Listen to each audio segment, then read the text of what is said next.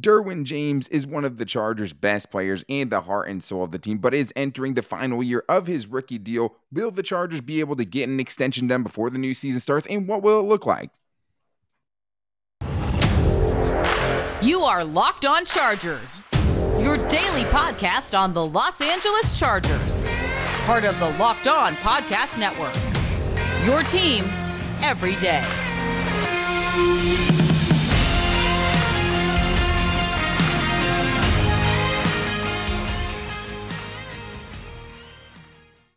What is up, and welcome into the Locked On Chargers podcast. I'm your host, Daniel Wade, joined as always by my co-host, David Droegemeier, and we've been covering the Chargers together for over 6 seasons. We're heading into our 5th season as a host of the Locked On Chargers podcast, bringing you your team every day. Thank you guys for making us your first listen, and as always, to make sure you never miss the show, go subscribe to the Locked On Chargers YouTube channel and also follow the show for free on all platforms wherever you get your podcast from. And today, we're talking Derwin James. We're taking a break from the film study before it breaks me and David's brains, and we're going to be talking about one of the Chargers' best players, and I think a lot of fans' favorite players on the Chargers, especially on defense, Derwin James, who should be extended before the season starts by the Chargers because he is entering that final year. You want him going into that with security. You don't want a Jesse Bates situation, where they're having public feuds and things like that. But what will that look like? We're going to talk about what some of the other safeties are getting paid in the league and obviously what he means to the Chargers and why they should pretty much write him a blank check. And we're also going to get into some of the newcomers like Reeder, Gerald Everett, and DeAndre Carter's first press conferences with the team, why they chose the Chargers, why they're excited to play with Justin Herbert, and much more. But today's episode is brought to you by Blue Nile. This Mother's Day, give mom something she'll treasure forever with fine jewelry from BlueNile.com. And Locked On Sports listeners get $50 off $500 using the promo code Locked On at checkout. All right, David, well, we don't need an excuse to talk about Derwin James, but with us taking a break from talking draft stuff, it was nice to just focus on a guy that the Chargers already have, a draft steal that they already made in Derwin James. And there was a report last week by Tyler Dragon who said the Chargers and safety Derwin James are cautiously optimistic, in quotes. They will agree on a long-term extension before the start of the regular season, per a person familiar with the situation. Both sides want to get a deal done. That seems obvious. From the Chargers standpoint, he had another healthy season, right, for the most part. He didn't have any kind of, major injury last season, which was great to see. And he picked up right where he left off, a borderline all-pro player after being an all-pro player as a rookie in 2018. And I don't think you want to have anything left up to chance. Obviously, you could franchise tag him even if he plays his 5th-year option out this season, and there's other options you can do. Just because they don't get an extension done now doesn't mean he's not going to be with the Chargers long-term. But it seems like it would be in everybody's self-interest here, David, if they get a deal done. Absolutely. I mean, the time is now to make sure that you take care of one of the best players on your team. We don't want any ill feelings. We don't need any of the distractions going into next season and beyond. We've seen that here with the Chargers and what that can do and how ugly that can get.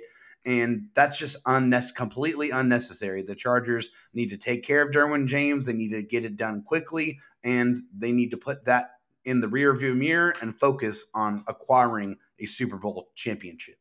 Yeah, and earlier in the year, Tom Telesco, when talking with the media, said that I think what DJ means to this football team. Brandon Staley's also talked glowingly about him, even though not talking specifically about his extension. They've been pretty mum with everything going on as far as extensions go, and I don't expect him to say much more, but there's really no point in really letting it play out, because even at this point, he has 2 elite seasons, and you know what he means to the team. But if they do extend David, obviously it's going to cost a pretty penny, which brings you to the other safety contracts in the league. And I think to get the deal done, it seems hard to believe it's going to be anything less than the highest paid safety in the league.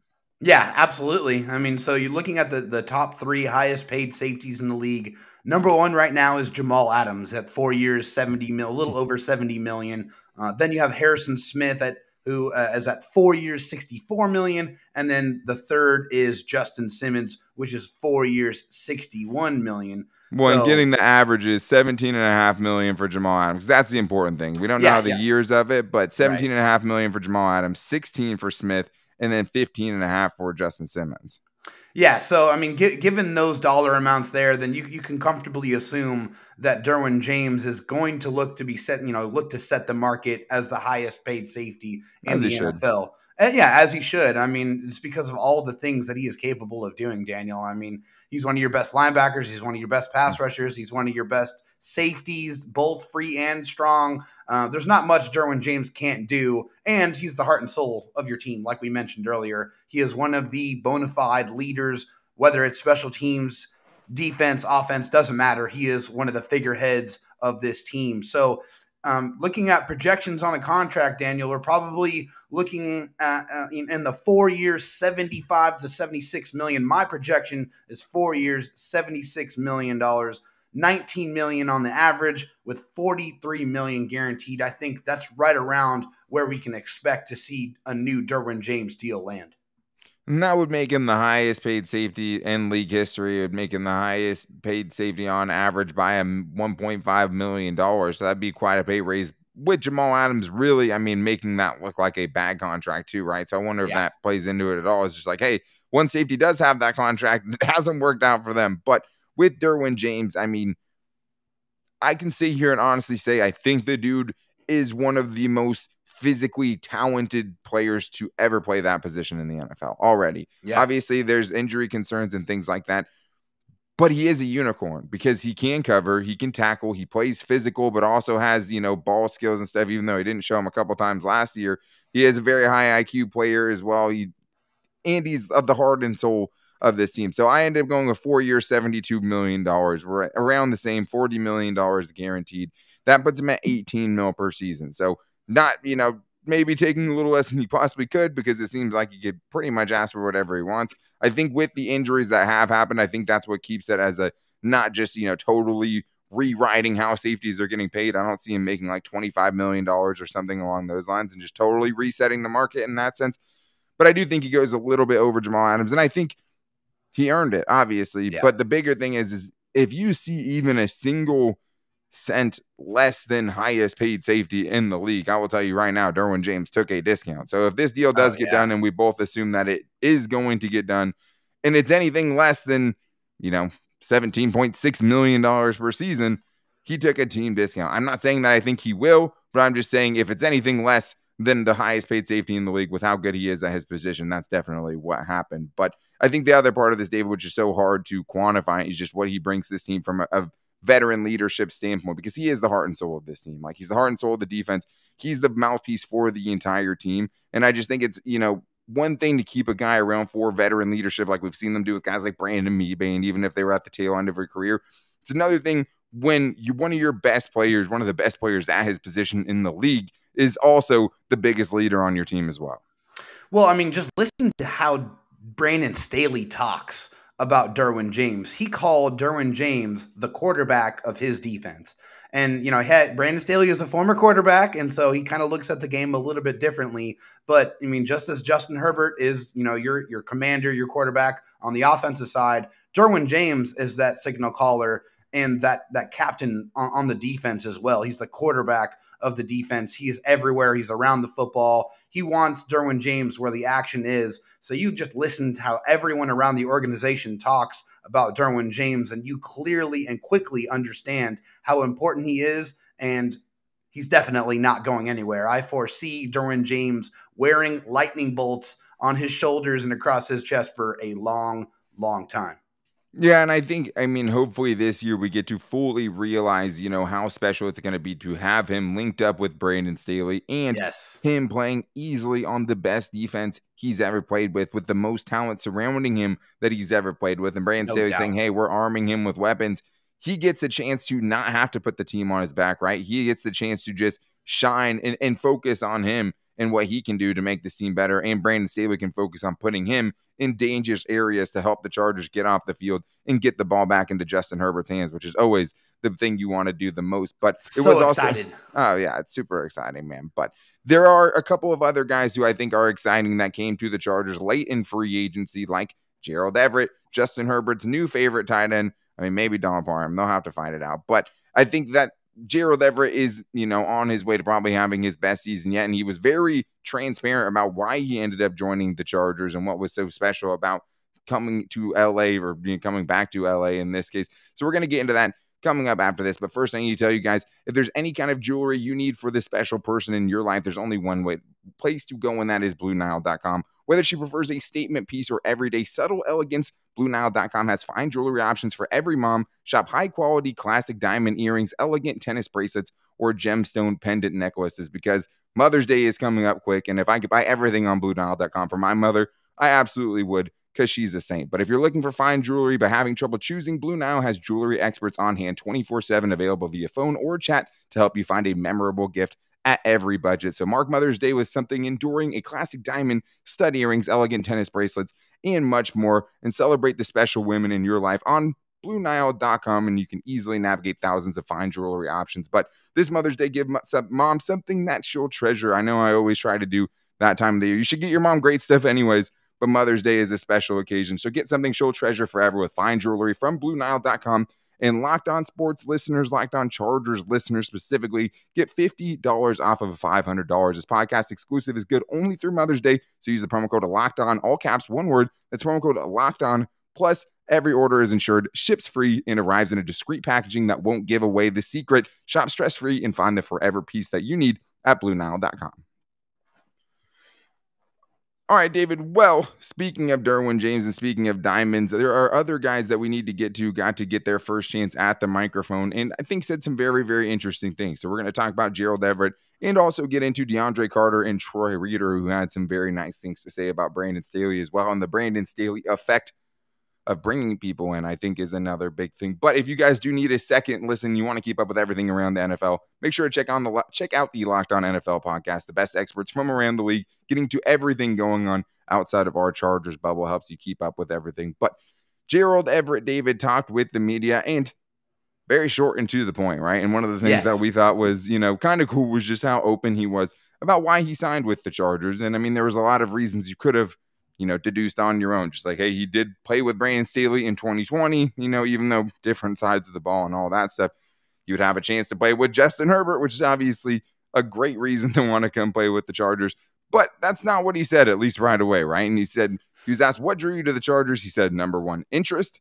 Number two, the terms, meaning how much money he was going to get paid.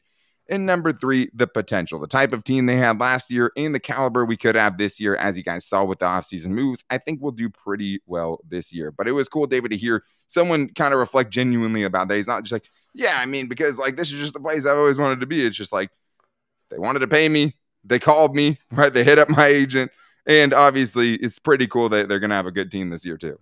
Yeah, I mean, hey, obviously, as a tight end or, as a special athlete for Gerald Everett, of course, he's going to want to come and play with a great quarterback that can get him the football. But that is not what he was talking about. He said, hey, I mean, I'm glad that they were interested in me. I mean, that's always nice. Hey, I mean, they gave me the money I was looking for, which is something you really don't hear most athletes talk about. He was very honest. And, he said the potential. I mean, hey, the Chargers offense is loaded. I mean, I think everybody outside of the organization knows that and can recognize that. And he named, Keenan Allen and Mike Williams and Austin Eckler and Justin Herbert, all of the amazing athletes that are going to be surrounding him. And he's very excited about where the Chargers can go. Yeah, and he was asked about Justin Herbert specifically, and he said, hey, how excited are you to play with Justin Herbert? He said, ecstatic.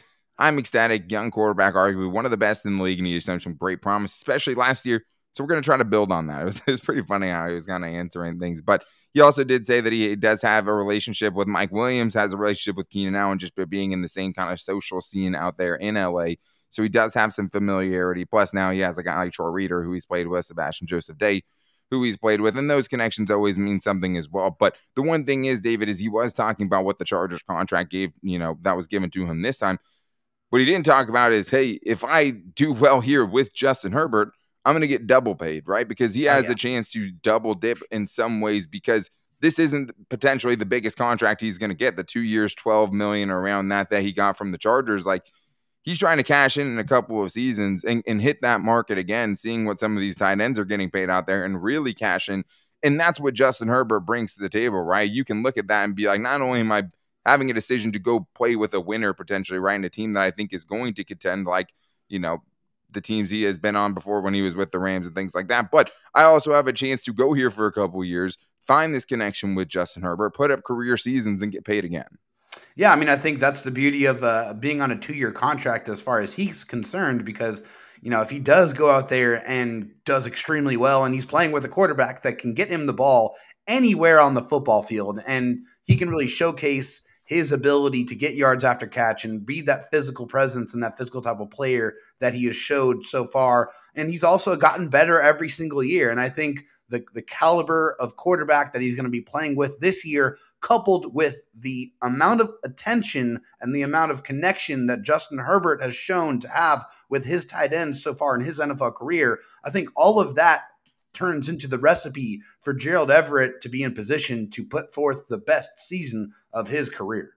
Yeah, for sure. And I mean, maybe if he does have a couple big seasons, he's going to get tried, to pay like a wide receiver, because he also said he doesn't see himself as a traditional tight end. He doesn't see himself as a George Kittle or a Travis Kelce. You kind of alluded to this. And he was asked, well, what do you see yourself as then? Yeah. Athlete, playmaker, team player. As simple as that. But one of the other things he was asked about too, and I think one of the bigger things he's going to bring to this offense, is the yards after the catch ability. And when he was asked kind of, what he brings to the table in that aspect, it wasn't a lot of just like, hey, I cut here, I catch the ball on the run, like I do these things. He was like, hey, I leave everything on the field. You don't want to have any regrets after the game that you could have done more, and you want to be there for your teammates. And that is something that he has done, David. And I think one of the things that he brings to the table that the Chargers needed to add this offseason, guys that can create in space, guys who are going to get yards after the catch. And what we've seen from Gerald Everett, right, when he has the balls in his hands, or the ball in his hands, I should say, you definitely don't want to be in the way, because like he's going to try to truck stick you. He's like hard to bring down. You grab onto him and he's like just ripping and tearing and, pushing, stiff arming you. Like he doesn't look like a fun guy to tackle. And I think that is one of the best parts that, that he's going to bring to the Chargers offense. Well, and he has a chip on his shoulder because of that. And I think that was pretty clear when he was talking about it. He said, hey, I'm one of the smaller tight ends or one of the smaller players at that position in the NFL. So I want to make sure that that's never going to be an impediment or seen as a weakness. And he showcases that when he goes out there with the ball in his hands. He is absolutely trying to wreck people and get them out of the way. He does have some quickness and some shake and some wiggle to him, but that's not really the first thing he's going to. He wants to leave every single part of himself out there on the football field and be able to feel good about his contributions. And I think you have to love that attitude from a player. And I think he's going to provide some yak ability from a position that we really didn't think that was going to come from. So we're always banking on, a speed receiver, bringing that yak. And the Chargers, unfortunately, last year didn't have receivers that really provided that in spades. So I think this is going to be a welcomed addition, to a guy who can, take those short passes, those swing passes, those check downs, if you will, and take those for 5, 6, 7, 8 more yards than you were getting before. So I think that's exciting. It is exciting. And the other thing, too, he talked about is just like, hey, like I can also be used as things other than a tight end. I can be split out, right? And they do want to use me vertically. So I think that is nice for him, who had like a terrible average depth of target just because of the way he was being used last year in Seattle. But you do have those options as well, right? He said, I've also lined up in the backfield. I've lined up next to the quarterback. Like I've done different things where you don't have to keep me at the traditional tight end spots for me to get the ball and to make a play. And it's going to be interesting to see the role they envision for him in this offense. As it stands right now, I mean, I think you are getting a more athletic player than Jared Cook, right? A player who's pretty much improved every single season, a player who's been super durable. And I think a player that has a chip on his shoulder, because that also the small guy at the position kind of thing, you see that when he's blocking as well. He's not the most phenomenal blocker. He's not known to be a road paver or anything along those lines, but he blocks with a chip on his shoulder. It's all effort, baby. It's all effort. And just like, I'm just going to out-mean you, basically. Yeah. I might not be bigger than you or stronger than you, but like, I'm going to put up a fight. And you love I'm going to be tougher than you. Yeah. Well, you can just tell he wants it, man. There's certain guys that are out there, and it's just like, that dude looks like he wants it more than other dudes. It's impossible to get that in a PFF grade, but you see that when that guy has the ball in his hands, especially, last season when they were using a lot of different ways to get him involved in the office and to be a playmaker, because that's what he is, athlete, playmaker, Gerald Everett. But the Chargers also got another playmaker in DeAndre Carter, and it's still a little unclear what his role is going to be. We think it'll probably play out through training camp, but he also talked about why he ended up with the Chargers and turning down other teams to go to the Chargers. And we'll also talk about new linebacker Troy Reeder, talking about Brandon Staley and why he was so interested in reuniting with him again. And we're going to get into that coming up right after this. But I do need to tell you, one of the things that would probably help the Chargers in free agency and could have potentially even brought someone like Gerald Everett in, might have been the fourth thing there, was a lifetime supply of Built Bars.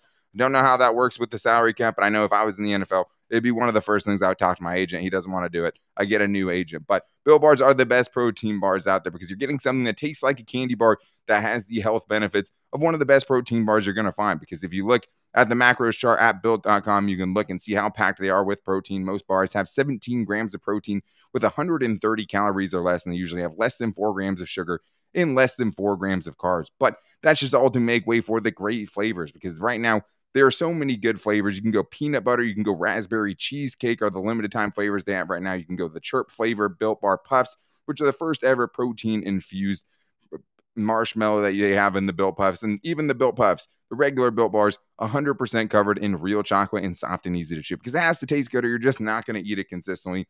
And that's why I love Built Bars and I can keep eating them. It's because, first of all, they taste great, and cookies and cream, peanut butter brownie, cherry barcia, mint brownie. But also they have such a good variety of different flavors that you can choose from that you can always keep things fresh. So when you guys are dieting, doing things like that, like me, trying to get ready for my wedding, Built Bars are the best protein bar you're going to find because they taste great and they're going to fit on your diet, and you can save some money on them too, because if you go to built.com, you can use the promo code LOCKED15 to get 15% off your order. That's promo code LOCKED15 for 15% off at built.com. All right, David, well, we do have a couple more guys we have to get into that talked for the first time as Chargers to the media. And we're going to start with the return man, the electric return man, DeAndre Carter, who filled an obvious need for the Chargers. They needed a return man, and they got one in DeAndre Carter. Got a little bit younger than Andre Roberts, even though I think he is 28, so he's not the most spry of chickens. But they get an exciting player who, for the first time last year, had a big role in the Washington offense. So I thought that was, pretty interesting because he's another guy who could bring some yak, right? He averaged 9 yards a carry basically on 10 carries last year, so he has some ability there on jet sweeps and things like that. Give him the ball close to the line of scrimmage and let him get the yards after that. But the other thing he talked about, David, when he was talking with the media, is that he had other options. I thought that was interesting because he said that he had the opportunity to go back to Washington, but he liked the fit in Los Angeles. And I think that does, especially when you're trying to get guys who are not signing for very much and they're deciding between a few teams, that is worth something. And I think in this case, the Chargers created a scenario and they have a culture now that people want to be a part of. Yeah, for sure. I mean, I think there's a lot of reasons why you would want to come to play with the Chargers. One, you're going to come to play in a climate that's perfect all year round. You're never going to have to worry about weather. And I'm sure. Well, for him, he's coming home, right? That's the other thing too. He's a West Coast kid. Exactly. And that's definitely something he talked about. He said, hey, I wanted to stay here. I wanted to be around the West Coast. And also the Chargers West Coast is the best coast. That's it. If anyone was wondering. Yeah. We still love all of you, all of our fans from all over the world, by the way, just so I can make that clear. Hopefully you're in the western coast of your country if you are there, because obviously it's the best one. Yes, exactly. But DeAndre Carter, man, a very exciting player. I think a guy that is going to bring some quickness and agility to that return specialist role here. I think DeAndre Carter is going to have some big shoes to fill with what Andre Roberts brought to the table last year. But a lot of reasons why you'd want to come to play with the Chargers. They're an up-and-coming team. They have Justin Herbert. They get to play in LA, one of the biggest media markets in the world. So a lot of reasons why LA would be a big destination for any free agent. And he said that he was basically brought in to be a returner, right? He said, pretty sure that was a big part of me signing here. They were looking for a returner this offseason, which is why I'm assuming they reached out to me. So he was also asked if he's going to be returning kicks and punts, and he said it's undetermined yet, which also probably means that it's undetermined what the role is going to be for him offensively, if there is one. And I think, it's not even 100% certain that, the Chargers don't draft a return man, right, and have some competition for DeAndre Carter. We don't really know yet. And he talked about that, all these teams are trying to bring in young guys, and it can be hard to stick around for a while. That's why he had to spend a year being a substitute teacher, which I'm sure Brandon Staley must absolutely love, right? I mean, Brandon Staley's like, oh, this guy's a teacher, teachers all in my family, all that kind of stuff. But I think with him specifically, though, he said he was, excited to play with Justin Herbert. He talked about what he was excited to get into with the other Chargers receivers like Keenan Allen, getting to watch him. He said he watches every one of his targets every year, when the season is over, because that's just one of the players who he thinks was the best route runner in the league. I think Gerald Everett said that too, the best route runner in the league, which is pretty cool. But I think that we still don't know, David, if there's going to be a role for him in offense, and it might just be as simple as, hey, they'll have him do a couple of things in training camp, and he will have a chance to earn a role potentially in an offense that already has a lot of mouths to feed. Yeah, I mean, the role as far as the punt returner, kick returner wasn't exactly defined, but I think we can, safely assume that he's going to be the punt returner and the kick returner. He's at least going to get the first chance at it, right? I mean, we have to assume that. Yes, yeah. The contract definitely dictates that he is going to be the first one in line to be able to obtain those duties. But I think in training camp is where they're going to figure out how involved he's going to be in the offense. I think that's something he's going to have to earn. I don't think that's going to be given to him right away because the Chargers already have a lot of options on the offense. It'll be interesting to see kind of where Joe Reed factors into things too, because they have kept Joe Reed around, a former 5th-round pick. He spent most of last season on the practice squad. He's dealt with a bunch of injuries. Still got faith in you, Joe. Yeah, I mean, and they're the same kind of player, right? I mean, Joe Reed is bigger, right, and is a little bit different in that sense because I think DeAndre Carter is like 5'7", 5'8", smaller guy, obviously. Yeah. But that's like what we envisioned for Joe Reed specifically when they took him with the 5th-round pick. Is a guy who is going to be a special teams guy, return man number 1, but also has the vision, the ability to create in the open field. That'd be like, hey, maybe we should try to get the ball in his hands offensively. But one of the signings I think that Chargers fans were down on, and there weren't many signings the Chargers fans were down on, was Troy Reeder, and rightfully so. I mean, he struggled in his 3 years in the NFL so far, but it's hard not to root for the guy. Like, I mean, you see like how bad people talk about him being, and then he gets in the press conference. You're like, hey, that is a human, right? That's a human being up there.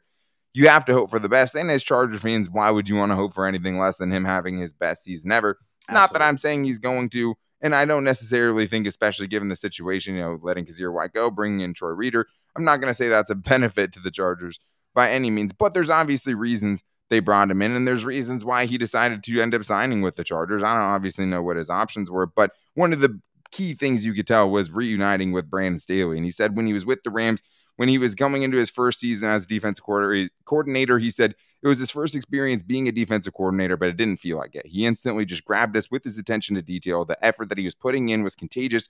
We felt like he took us to the next level, and that's all what we were hoping for when the Chargers decided to sign Brandon Staley, was bringing the defense to the next level. And then they went out and had one of the worst defenses in the league, right? But what we have seen Brandon Staley do this year, get players who have played in his defense. Sebastian Joseph Day, now there's 3. Khalil Mack has played in a defense, that he was coaching. Yeah. And now this signing as well with Troy Reeder.